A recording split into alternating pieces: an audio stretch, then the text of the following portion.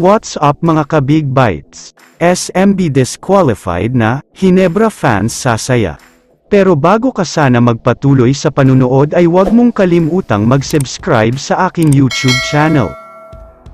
Alam naman nating lahat na isang panalo na lang ang kailangan ng San Miguel Beermen, para makadiretso na sila sa PBA Finals. Ito nga ay matapos nilang talunin ang Hinebra sa Game 1 at Game 2, kaya naman 1 win away na lang sila.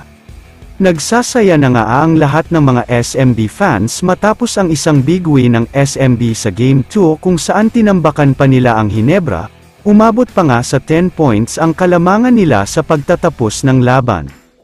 Pero mukhang mababawi agad ang saya ng mga SMB players pati na rin ang mga fans nila, dahil may mga naglabas ng post sa iba't ibang social media, at sinasabi nga ng mga ito na ongoing na daw ang investigation na ginawa ng PBA.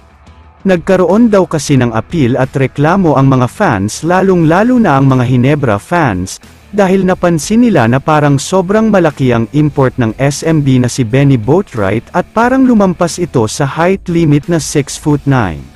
Para sa mga hindi nakakaalam, 6'8" ang height ni Tony Bishop, pero dahil sa picture na ito ay mukhang lumabas ang totoong height ni Boatwright, at mukhang ito na ang patunay na nasa 6'10" ang height niya.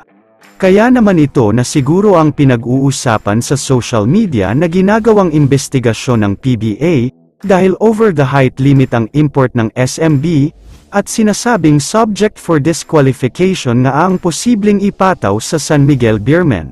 Ibig sabihin lang niyan, kapag nagkaroon nga daw ng pagsusukat sa height niya at lumabas na sobra siya sa 6'9" na requirement, dalawa lang ang posibleng maging penalty: suspension sa lahat ng games o kaya naman ay disqualification.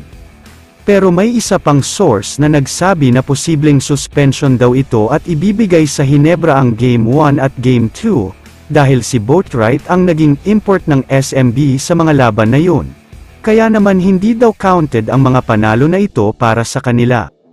Kung ako naman ang tatanungin, sa tingin ko ay dapat talagang sukatin ulit ang height niya dahil nakakaduda talaga ang laki niya. Maraming mga fans nga ang nagsasabi na magkasing height lang sila ni Junmar Fajardo.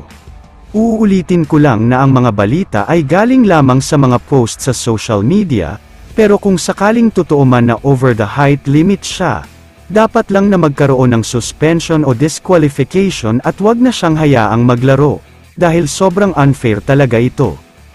Kaya naman kung kayo ang tatanungin, dapat nga bang ma-disqualify ang SMB?